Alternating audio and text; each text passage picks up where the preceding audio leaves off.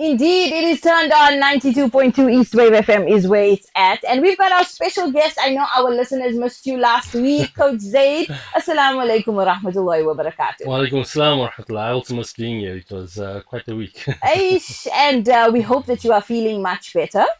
Yeah, almost fully recovered, alhamdulillah, but still some way to go. But we're getting there. Absolutely. We're so glad to hear that. Coach Zaid, today, permissive parenting. That is the theme. It was the most non-confrontational way I could position what we need to talk about today. All right. So, what is it that we need to talk about today? I think we need to talk about how it is that when we receive criticism about our children, we are more inclined to want to defend our position about it rather than to actually listen to why it is that it might be valid. That's a very important one. Just let me think about when they say, our parents say when we were growing up, if our neighbor saw us doing something, we would get hiding there. And then if we went home and told our parents, we would Get get hiding hiding again. there as well. Is it the same thing now? No, now it's absolutely different. Now it actually results in feuds and court cases and all sorts of civil action and all. It just, we're nowhere near that. And that's the thing, right? That's what kind of grabbed me the most about some events that unfolded over the last week or two, is that before, exactly like you said, if I did something wrong, I know that the uncle around the corner was going to correct me in the same way that my parents were going to correct me. Now, I'm not allowed to correct someone else's child because, it's like not your child, mind your own business kind of thing. Mm-hmm. So then we want to complain that the village is not cooperating. And looking at the soaring number of substance abuse, substance use disorder cases, you look around, our youth are fearless at this point, openly doing what they need to do. And they know that, look, there's nothing you can do about it. Yes, because for starters, we normalized weed, right? Because of the medicinal side and the traditional side of it that's been legalized, it's become a free-for-all. Mm-hmm. And I've even had people trying to convince me why it is that it's actually beneficial for you, even though there's many studies and indicators and real-life experience that confirms that it's actually detrimental. Mm-hmm. Not talking about the health benefits or the health issues. I'm talking about the impact on life. Absolutely. So, what is permissive parenting? Permissive parenting is believing that your child deserves having an opinion on everything that it is that you ask them to do. Okay. Well, that's my simple take on it, right? Because there's so many people who want to be their friends with their children, who want to be cool, who want to be not as strict as their parents were when they were raising them and all of that, that they've lost the plot about what it is that they needed to change about what they didn't like about the way they were raised. And more often than not, we find people are throwing away the value system they were raised with and to replace it with this gentleness and this kindness and this friendliness that they want to approach it with. What does that do for our generations now? I mean, if you want to be the cool parent, to correct the wrongs that you were wronged basically in your upbringing, what does that rob your child of? How does that affect the upbringing of your child?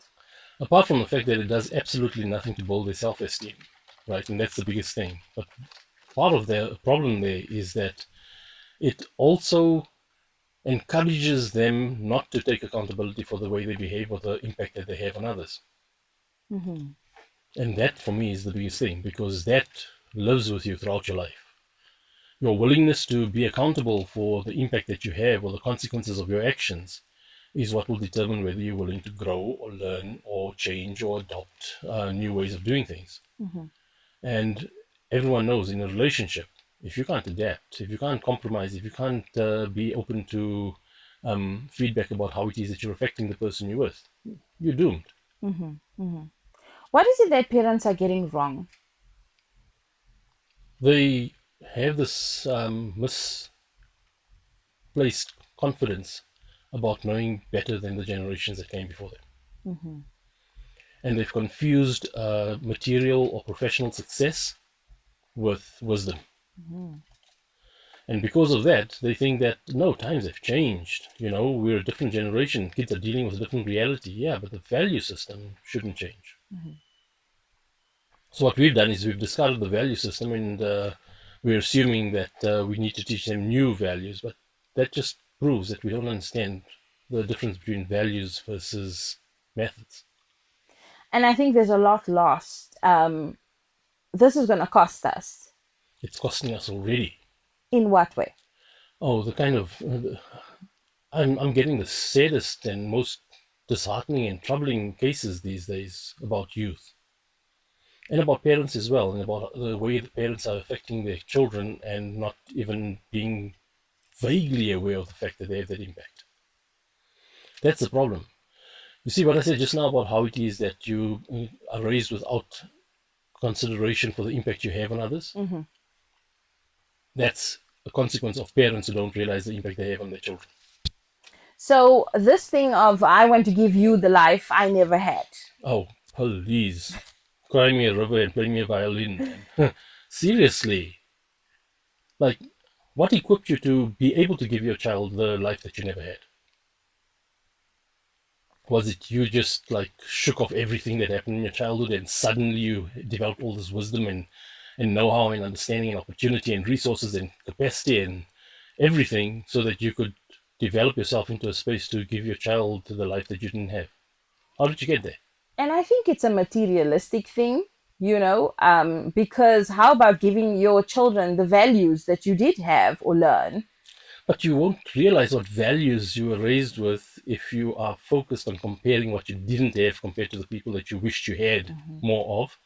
And that's why you're giving your children a life, not that you didn't have, but the life that you saw other people had that you wished you had. Mm-hmm. And that's ingratitude.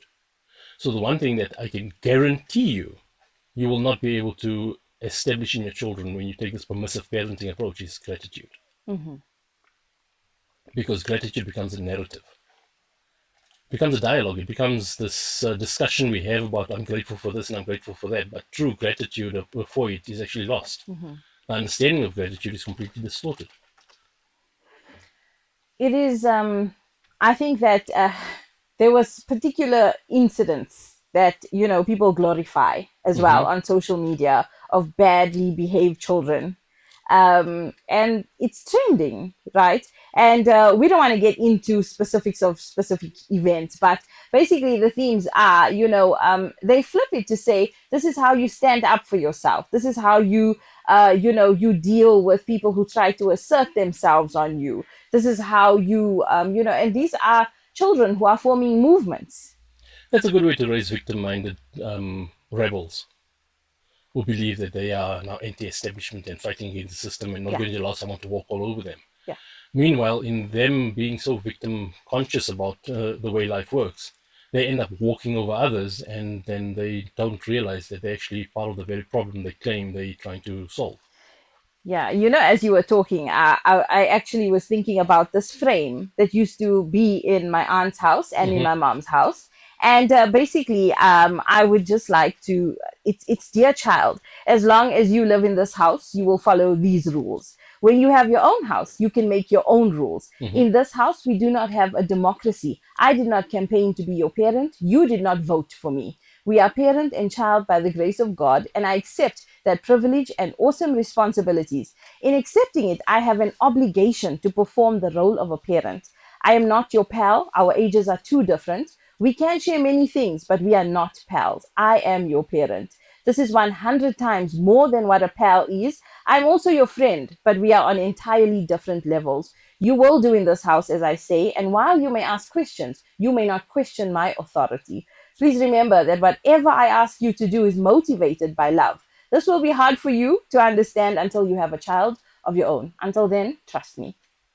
Right. And how many people listen to that and think, oh my God, you are so old fashioned and that's so old school and that's so draconian and all that nonsense. It isn't. It's that if you don't recognize that there's a certain level of credibility that is needed before you earn the right to challenge, Mm, you're not going to get the whole parent child relationship thing.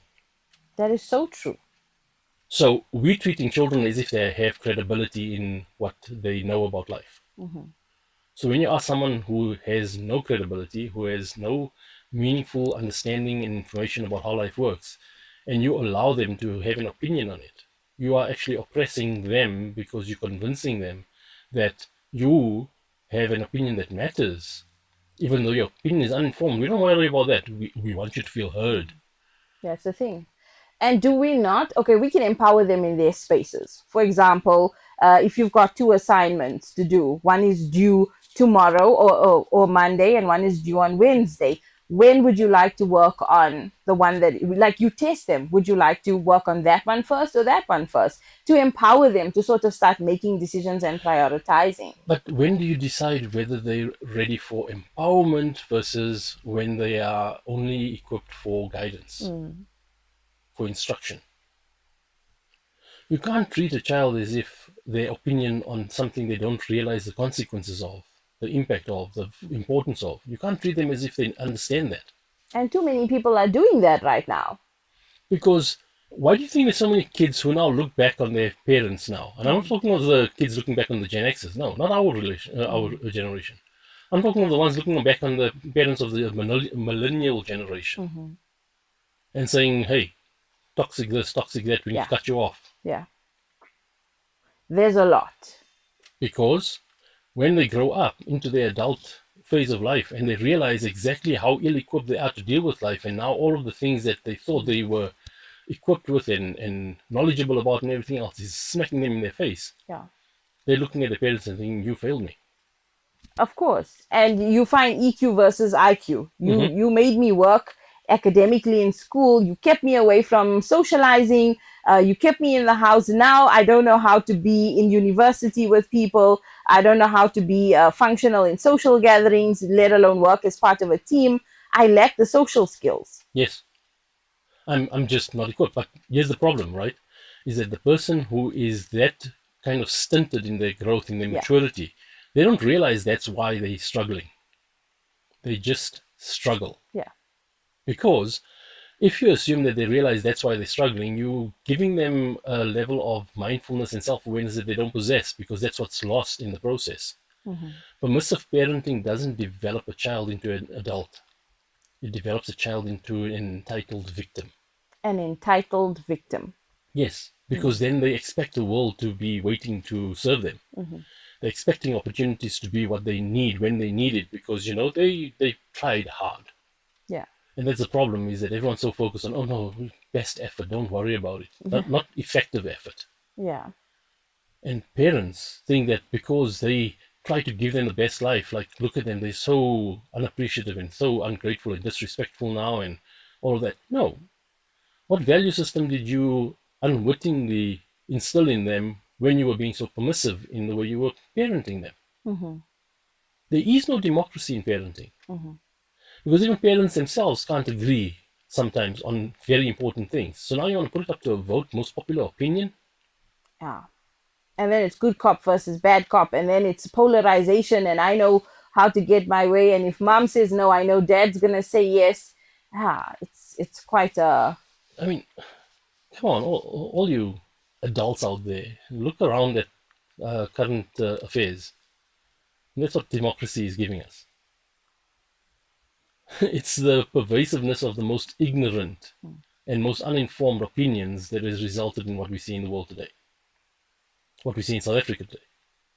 We've got so many social ills, and we're blaming apartheid and blaming this and we're blaming government and all of that, but we don't realize that at the heart of that is because it's available to a manipulatable kind of system of democracy, of the most popular opinion prevails, not the most informed or most wise opinion. But yet we're trying to raise our children under the same basis. Come on, like, at which point did children become the equivalent of adults? I just struggle to understand how we even got to this point. Because you have to be extremely self-indulgent, and this is gonna, yeah, let the flag come. You have to be self-absorbed and self-indulgent to believe that how you want to give your child a good life is more important than what a good life actually looks like to your child. What are you equipping them for? So that they can celebrate how awesome and amazing and cool you were as a parent? Or are they going to see that, hey, you had my back, and when I was stupid, you protected me from my stupidity? even though in that moment they hate you. Yes, and that's the thing, right? Parents who don't want to be unpopular will do what will maintain popularity rather than what's right. I think that parents are afraid to be hated. And that tells you that they have a low self-esteem. Mm-hmm.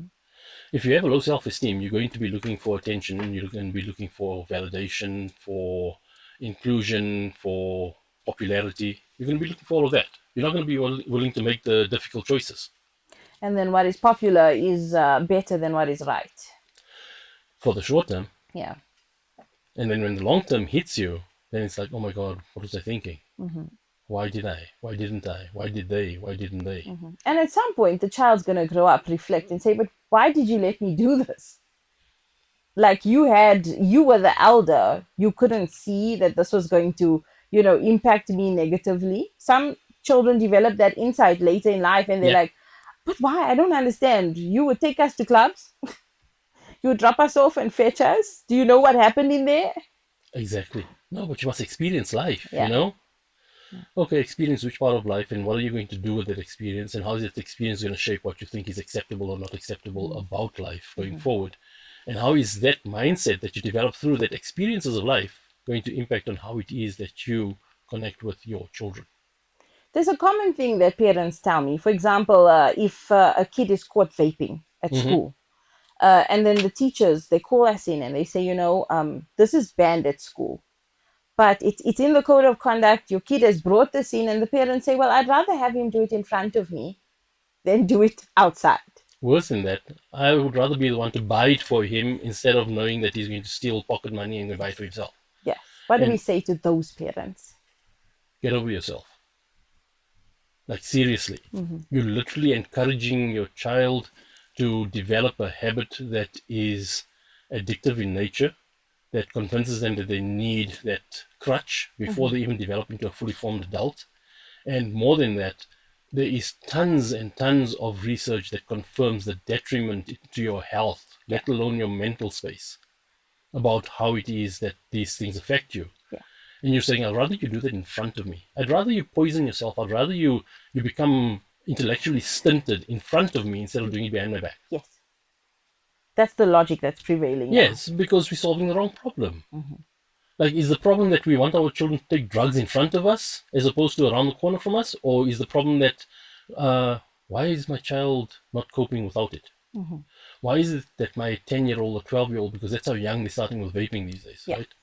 Why is it that my tween is already in need of coping mechanisms and aids of that sort Mm-hmm. to be able to cope with life and stress? Mm-hmm. And why is that? Why is schooling that so debilitating for them? And what about their social circle? Well, the social circle will reflect it. Investigating, like, who is it that, like, trying to be curious, like, where did you hear about it? Why is it attractive to you? Why do you want to try? Make me understand. What would you expect from this experience? Instead, I mean, you've seen parents literally say to teachers, disempowering them completely, that your code of conduct only applies here. Mm-hmm. In the car, I will keep one for after school, Yes. completely compromising the credibility of the institution. And then we send them to vernacular classes, right? To religious classes after Mm-hmm. school, whether it's for madrasa or for Gujarati school or whatever it is, Mm-hmm. right? And they learn a whole lot of moral codes and religious codes and everything there. And they come home and it's like, did you pass? Yeah. Okay, no problem. Now we're going to club. Yeah. Come on. Where's the consistency in what it is that we're telling them is important about life? So if you treat things as optional, if you treat it as it's only needed in that space so that you can get that token outcome, but that's got nothing to do with life. What's the Mm-hmm. point of education then? What's the Mm-hmm. point of schooling? What's the point of discipline? What's the point of any academic achievement, both religious or otherwise, or secular? Of course. And if you're not going to walk the talk, to them, it's all just swatting. Yes, Because coming home and seeing it not being practiced or role modeled, what does that actually do? it doesn't give them a grounding point. It denies them that feeling of groundedness to say, like, okay, I'm learning this and I'm experiencing this and I can see why it's important. I'm Mm-hmm. experiencing the importance of it, the value of it. Mm-hmm. And because they don't experience the value of that consistency, they have no reason to believe it's important later on in life. We're going to take a quick ad break. And there is a question that I would like to pose to you, just to trigger you a little bit. That But sounds ominous. so yes, stay tuned, dear listeners, and WhatsApp at 0772804792. We are talking about permissive parenting with Coach Zaid right here on 92.2 East Wave FM. So we're back with Coach Zaid, and yeah, it is a very interesting permissive parenting, entitled children. We're talking about this generation, and there's a gap. There's a very big gap, and this divide is costing us. We talk about EQ versus IQ. We talk about feminism. We talk about the rise of so many crusades that are happening at the moment. Mm-hmm. And I mean, is it applause that they want, or is it actual causes that they represent? And that's the sad part, right? Because a lot of these misdirected efforts, they believe is so intrinsically important, right? But they don't have a clear indication of what problem are they solving or why that problem needs to be solved. Because they're driven by themes in social media, in popular news. Yeah, trends. And trends is, again, just another even worse version of democracy. What's the most popular thing? Okay, that must be important because it's popular. And I can't count how many young adults and young children I've even spoken to who seem to think that credibility is based on popularity. The Yeah. number of reactions, the number of likes, the number of comments, the number of shares, the number of Followers. followers, and that determines your credibility, which tells me that they have absolutely no clue what credibility is all about. And this is where future generations will be losing. Yes, The generations that these children raise. it's I feel like seriously sad about the state of the current generation of children that we see. Mm-hmm. And I feel sad about it because I see them being so fixated on the aesthetic of life, on the appearances, on the image, on how cool they are and what gadgets they've got or what phones they have. They have nothing of substance that they got going for them. They have no passion for any specific area of expertise or creative outlet or things like that. The ones that do have that, they're few and far between, and they're usually social outcasts. You know, I've also noticed that it's not seen until I post it. I Yeah. have not experienced. I am not. It's like I cannot engage until I post. Yes. So you'll be with somebody and you'll witness these young people not even talking to each other. You'll see them. Can you just please take a picture from this angle? Yes. You know, and you think like the amount of reactions that they don't get literally makes them feel a certain way. That's Yes. dangerous. It is very dangerous because that's what makes them available to grooming. I know of cases, and I'm talking of like working directly with people that I either know in my social circles or people that have come to me for assistance as clients, who come from very like grounded kind of decent homes, wholesome environment, good relationship with their children and that, but they still had cases of their daughters being drawn into sex trafficking rings or human trafficking rings because they played on their vulnerabilities. Mm-hmm. And those vulnerabilities about their sense of self-esteem, their sense of inclusion, their sense of validation that they needed. That's what they play on. Mm-hmm. So the more insecure your child is about who they are, the more susceptible they are to these online scams, to human trafficking, sex trafficking, all sorts of things. Very important. And also when there are parents who are separated or divorced, and there's no healthy co-parenting relationship there. Yes. It becomes a game of chess with the children. Yes. And then one parent is literally trying to be more popular than the other parent. One is the disciplinarian, one is the popular one. Mm-hmm. I mean, that also brings in a sort of like a different dynamic. The child learns to manipulate. Yes. And not only does the child learn to manipulate, they also have no sense of belonging, so they'll go and look for belonging elsewhere. Mm-hmm. Right? Children might exploit the gaps for manipulation so that they can get what they want because they're acting on emotion, on sentiment. Doesn't mean that they actually like that and that they want that. Yeah. It's just that in the absence of something better than this, I'm going to make the most of what I have, Mm-hmm. what I can get access to, what I can get away with. And they pay for that later on, not now. And before we even jump to any conclusions about stereotypes about which parents are the faulty ones in co-parenting or divorce and things like that, I can tell you with absolute certainty it's both sides. Okay. It's not just the father, it's not just the mother. Sometimes you get the mother that's stepping up and the father is dropping the ball, and sometimes you get the father that's stepping up and the mother is dropping the ball. The mother is using the children as pawns, or the father is using the children as pawns. And that's a consequence of two adults who are emotionally immature. And that emotional immaturity comes from growing up in a space where they weren't held accountable for the consequence of their actions. They weren't held accountable for the impact they had on others. If someone responded negatively to them, they said, it's their problem, it's not your problem. Rather than, what is it that you need to do to get them to understand that that's not how you meant it? That's not how you intended to affect them. That's not how you intended to come across. There's no accountability. And without accountability, without accomplishment, there's no self-respect. And without self-respect, you can't have a healthy self-esteem. And also, it just leads me to think, like, when you discipline a child and you come back and you say sorry, what does that do? It's giving them mixed signals. Yeah. What are you sorry about? Yeah. You're sorry about the fact that you had to discipline them?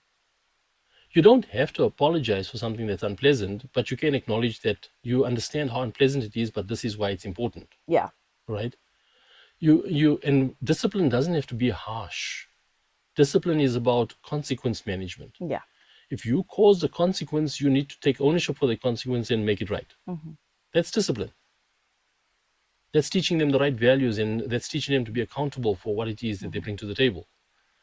It doesn't have to be a spanking or grounding or whatever it is. That the grounding and that has its place, right? Yeah. The spanking, I can tell you with a lot of years of experience and a lot of cases that I've worked on, it doesn't work.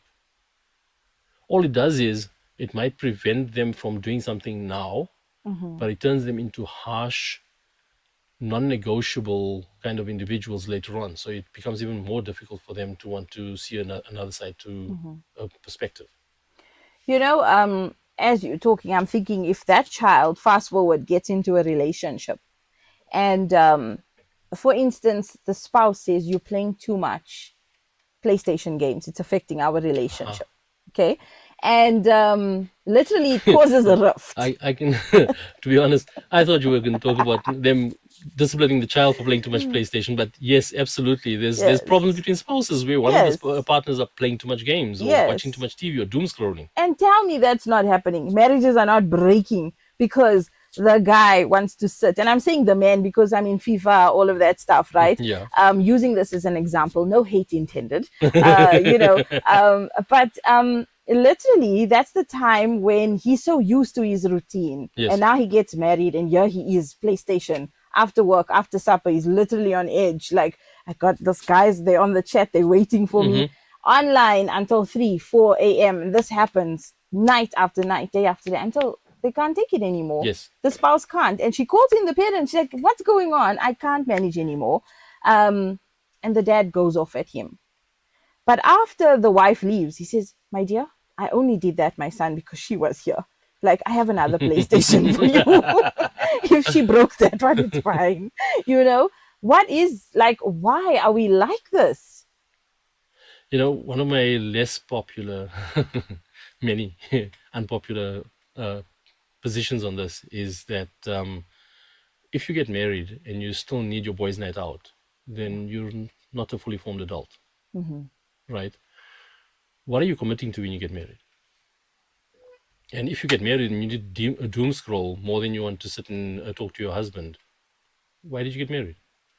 Why is it that when you come home from work or you have had a tough day, you can't find comfort in each other, that you need to actually decompress and unwind on your own, in your own way, with your own devices and things, instead of actually doing something together that will give you that? What is the balance, though? The balance is to understand that, talking about balance, I think this kind of sums it up for me. I speak to people who come to me after 40, 50 years of marriage. I mean, of marriage, not 40 years of age, right? And they still don't understand each other beyond the spoken word. That tells me there's no balance. When I say they don't understand each other beyond the spoken word, I'm saying that they go through life waiting for the other person to say or do the right thing before they're okay with them, or before they'll know what it is that they want. because they just don't pay attention to each other. They assume that, they're just having a bad day again, so just leave them, we'll get over it, and when they get over it, then we'll be okay. There's no empathy in relationships where, oh my God, they're having a bad day, let me see what's wrong. Like genuine curiosity, not, I hope they accept my effort to comfort them. You see the self-absorbed kind of approach. Totally. It's like, I need you to accept my efforts towards you. No, you need to be more aware of each other, understand each other, so that if you see something is wrong, you should know how you need to approach them, because you understand what works for them, what doesn't work for them. And staying blind to that or staying ignorant to that costs you. And the reason we end up staying ignorant to that is because we're in that victim headspace, believing that we had it so bad that you must. Correct. Yes. You must come and respond to me the way I need you to respond to me. You must receive me the way I need you to receive me. Yeah. I'm not responsible for you jumping to the wrong conclusions, even though I might have given you mixed signals or even completely ambiguous signals, or I might have even given you the wrong signals. And that's just the thing, is that people expect their partners to correct what's wrong with them. Like, you've come here to fix me. Or not even that. It's like, you knew I was like this when we got married, so... Oh my goodness, that is a trigger for me. You know, in fact, just this morning I said that. I'm glad I triggered you for a change. That, I'm telling you, I said that to one. I was actually chatting to somebody over the phone who said, but now why do people cheat? That was the question. You know, and because they're conflicted. you know, and it led down that path where I was like, and then, you know, people say, this is how you found me. This is who I am. And now you're trying to change me. Yes.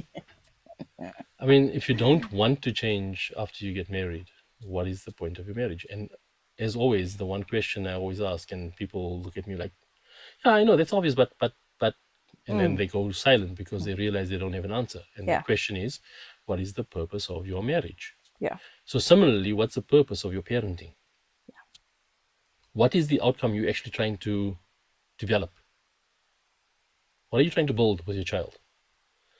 And you know what's one of the things that I find is also problematic in this permissive parenting approach is that they think that activity is enough. Yeah. And when I say that, I mean, I hear of parents who are so hectic because I'm taking my child for this, and then they've got swimming, and then they've got cricket, and then they've got tennis, and then they've got art class and ballerina class and all of these things. Yeah. And I'm saying, okay, your child is doing that with everyone else. They're doing it with the swimming instructor, with the tennis instructor, with the their pedal teams and all of that. What are you doing with your child? I'm dropping them off and picking them up. And I'm paying for the thing. Yeah, exactly. And what develops self-esteem? Not activity. No. Not busyness. Yeah. Self-esteem is developed through having that meaningful engagement in a joint interest. Yeah. If your child is interested in a specific field and you immerse yourself in that field with them and you show curiosity and interest and attention to that with them, and you listen to what makes them so passionate about it, that develops self-esteem. And that's just the thing, right? You know, there are moms that are on fire. They're driving like they're on fire. The car is full of the soccer kit, the cricket kit, the swimming kit, the karate kit, Kumon, master mats. You know, you just look at that boot, you're like, wow, like what's going on? And she's like, no, my child is very, very active, you know, and this poor child is exhausted beyond opportunity, exposure, you know, and progressive, and you know, gotta keep up. It's like you listen to the neighbor, what's your child? No, my child is doing this new thing, you know, oh, he's bungee jumping. This poor child is terrified.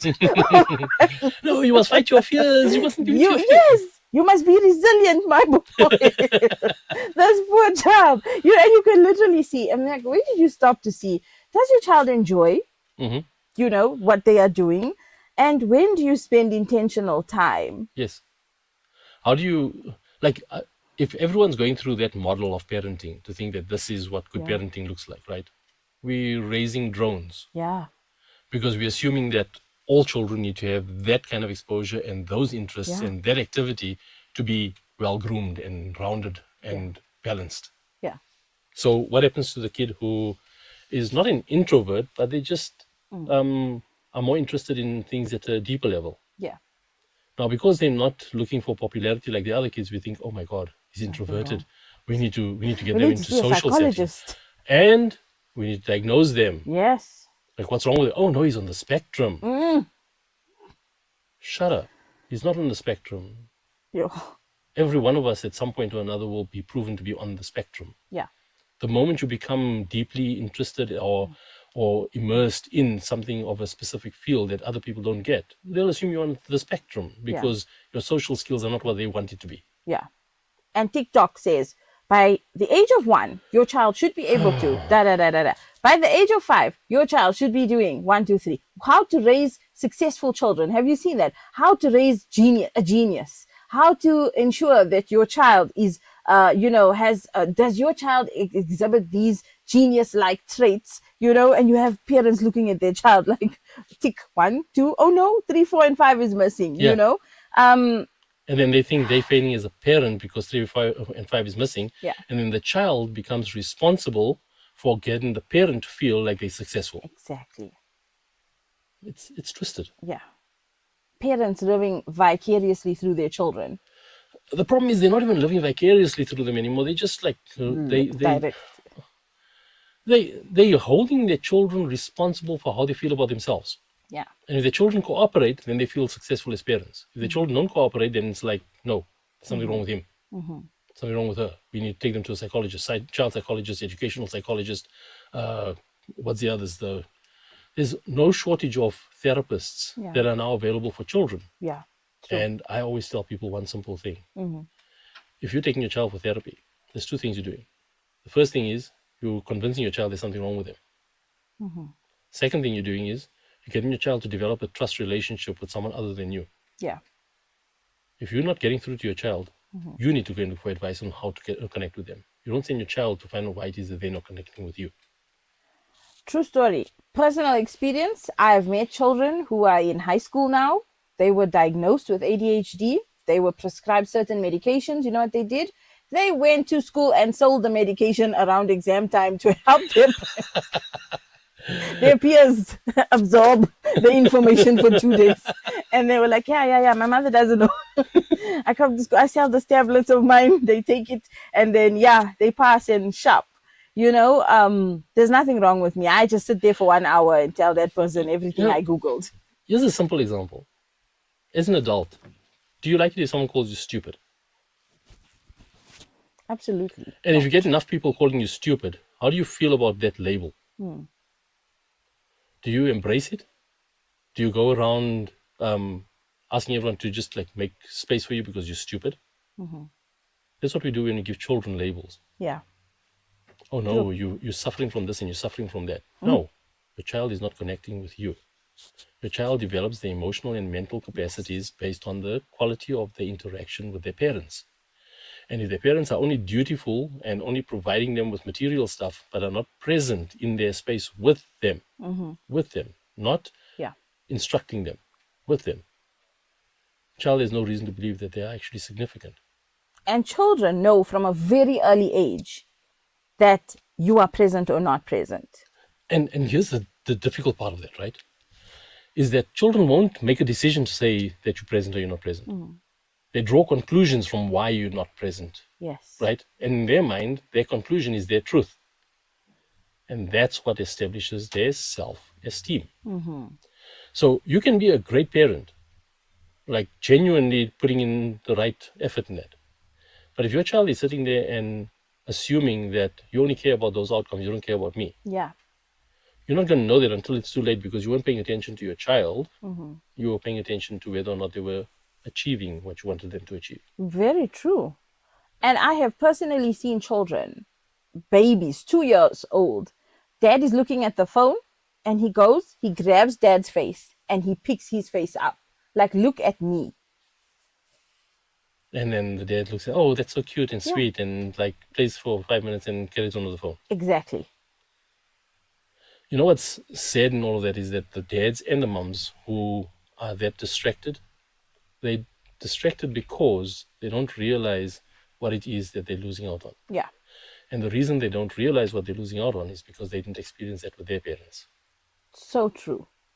And that's why, if you're going to just look back with hatred, with judgment on your parents to say they didn't do this and they didn't do that, and I want to give my children the life they never gave me and all of that, I absolutely guarantee you, you can hold me to this. I guarantee you that you will make the same mistakes as your parents, just in a different way. And the only time you'll discover you made those mistakes is when it's too late. So profound. And I hope that parents really take heed. Coach Said, what is your parting message to our listeners Already. today? Yeah. If our conversation today triggered you, if it got you defensive, if it got you wanting to throw the book at us or whatever it is, then you've got some introspection. Because the whole point of this discussion is to get us to realize that we're not invested in wanting to grow, we're invested in wanting to be right. And that's what we're teaching our children. Don't let someone put you down. But the reason for them putting you down or correcting you or challenging you, don't care about that. If it doesn't feel nice, then that's not a safe space. No. Resilience is born from your ability to take things in your stride and to adapt and to adjust and to recalibrate your approach, because you hold yourself accountable for what you're trying to achieve versus what you see you are actually achieving. So true. So as a parent, if you're listening to this and you're thinking like, no, you guys are off the mark, I'm asking you to give us then a meaningful response about why it is that you think you're right and we're wrong, right? I'm not saying we are right and you're definitely wrong. I'm saying that if we're presenting an argument here saying that permissive parenting and this democratic approach to parenting and this populist approach to parenting, if you believe that that is healthy, then I'm asking you to show me the evidence of it. Because the evidence that we see around us in the cases we deal with on a daily basis, that evidence is shocking. Absolutely. And it's terrifying to think that that's the next generation. And for the first time, they've actually got scientific, because the people, they don't want to accept this kind of, call it insight from the elders. And they want to rely on science, right? There's now scientific research that confirms that Gen Alpha is the first generation to have a significant decline in cognitive function compared to previous generations. Oh my. Decline. For the first time ever, there's a generation is declining in cognitive function, whereas every other generation was improving. That is shocking, disturbing. But we don't see a problem with that, because it's like times have changed. Times have changed. No, times haven't changed. We change times. Yeah. This victim mindset about everything's happening to us, please stop. The more you sit like that, like a victim in your space, the more you are leaving someone else to be responsible for what you're not taking care of. Absolutely. And that someone else often will end up being your children. So powerful, so true. And I know that this interview, this particular theme of this week, has definitely enlightened our listeners. And I look forward to us actually continuing. I think there's so much to be covered that 1 hour doesn't even do justice. But we thank you for your wisdom and for you making the time to educate our listeners and us. And yeah, we're going to see you next week with more riveting topics. And have an awesome Easter long weekend. Oh, yes. I completely forgot it was a long weekend until I saw my calendar this morning. And we hope you filled your tank. Yes, definitely. And I was driving very slow. That's why I got you just on time today. Oh, my goodness. Coasting. We coasting. Coach Zaid, thank you so much. Jazakallah khair. I mean, Assalamu alaikum wa rahmatullahi wa barakatuh. wa alaikum assalam wa rahmatullah.